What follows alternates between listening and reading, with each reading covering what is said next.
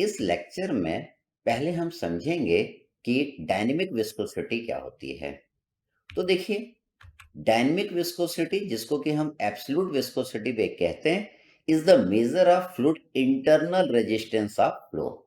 ये क्या होता है? It is the measure of internal resistance of flow. अब हमें इसकी यूनिट निकालना है। यूनिट बहुत इंपॉर्टेंट है। हमने अभी देखा था कि tau is equal to mu into D U by D Y होता है। तो देखिए, हमें म्यू की यूनिट निकालना है। म्यू आपका क्या है? डायनेमिक विस्कोसिटी है या एब्सोल्यूट विस्कोसिटी है। तो हम लिख सकते हैं mu is equal to tau divided by D U by D Y. Tau क्या है? शेयर स्ट्रेस है। तो शेयर स्ट्रेस की यूनिट हम जानते हैं, न्यूटन पर मीटर स्क्वायर होता है। डी यू क्या है? आपका वेलोसिटी है। वेलोसिटी की यूनिट क्या होती है? मीटर पर सेकंड होती है।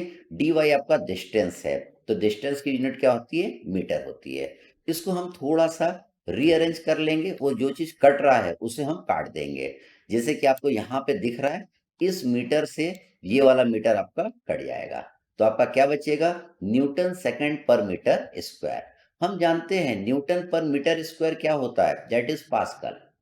न्यूटन पर मीटर स्क्वायर आपका क्या होता है? That is pascal. मतलब हम म्यू की यूनिट लिख सकते हैं Newton second per metre square, या हम इसको लिख सकते हैं पास्कल सेकंड। म्यू की आपको एक और यूनिट मिलेगी जब आप प्रॉब्लम करेंगे। क्या यूनिट रहेगी वो? That is poised. तो हमें पॉइस और Newton second per metre square में रिलेशन मालूम होना चाहिए। तो आप इस रिलेशन को ध्यान रखिएगा। One poise is equal to 1/10 newton second per metre square. ये बहुत इंपॉर्टेंट रिलेशन है। इसकी जरूरत आपको मैक्सिमम प्रॉब्लम में पड़ेगी। तो आपने देखा कि dynamic viscosity is the measurement of the fluid internal resistance of flow होता है। अब काइनेमेटिक विस्कोसिटी क्या होता है? तो देखिए, the ratio of dynamic viscosity to the density of the fluid is known as kinematic viscosity, और इसको हम ग्रीक लेटर म्यू से रिप्रेजेंट करेंगे। तो देखिए, kinematic viscosity is equal to dynamic viscosity divided by density हमने कर दिया। तो आपकी काइनेमेटिक विस्कोसिटी निकल के आ जाएगी। अब हमें इसकी यूनिट निकालना है। तो देखिए, म्यू की यूनिट आप जानते हैं Newton second per metre square होता है। तो देखिए, म्यू की यूनिट मैंने लिख दिया Newton second per metre square. Density की यूनिट जानते हैं। डेंसिटी क्या होता है? Mass upon volume. तो मास अपॉन वॉल्यूम करेंगे तो डेंसिटी की यूनिट आ गई केजी पर मीटर क्यूब। अब देखिए, इसको हम क्या लिख सकते हैं? मैंने न्यूटन को यहाँ पे देखिए क्या लिखा है? दैट इज केजी मीटर पर सेकंड स्क्वायर। देखिए, ये कैसे लिख सकते हैं? हम जानते हैं कि फोर्स की यूनिट क्या होती है? न्यूटन होती है। फोर्स आपका क्या होता है? That is mass into acceleration होता है। मास की यूनिट क्या हुई? That is KG. एक्सेलरेशन की यूनिट क्या हुई? दैट इज मीटर पर सेकंड स्क्वायर।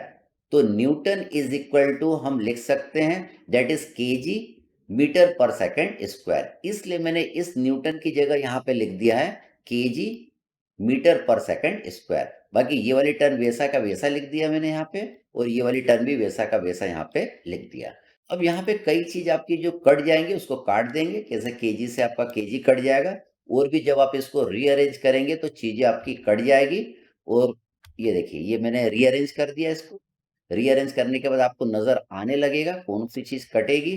केजी से हम केजी काट देंगे, 1 सेकंड से ये सेकंड आपका कट जाएगा। यहाँ पे मीटर, ये देखिए, ये मीटर स्क्वायर बचेगा ऊपर, और ये मीटर स्क्वायर कट जाएगा। अभी मीटर टू द पावर 4 है, तो मीटर स्क्वायर ये आपका कट जाएगा। तो क्या बचेगा? खाली ऊपर मीटर स्क्वायर बचेगा और नीचे सेकंड बचेगा आपका। तो इसको आप लिख सकते हैं that is metre square per second. ये यूनिट किसकी है? काइनेमेटिक विस्कोसिटी की है, जो कि रेशियो होता है dynamic viscosity to that of density का। अब काइनेमेटिक विस्कोसिटी की आपको एक और यूनिट मिलेगी जब आप प्रॉब्लम करेंगे, that is our stoke. Stoke में भी मिल सकता है, सेंटी स्टोक में मिल सकता है। तो हमें रिलेशन मालूम होना चाहिए स्टोक और मीटर स्क्वायर पर सेकंड में क्या रिलेशन है। तो देखिए, 1 stoke equal to 10⁻⁻⁴ metre square per second. तो ये कन्वर्जन भी आप ध्यान रखेंगे। और 1 poise is equal to 1/10 newton second per metre square होता है। ये दोनों हमको ध्यान में रखना है।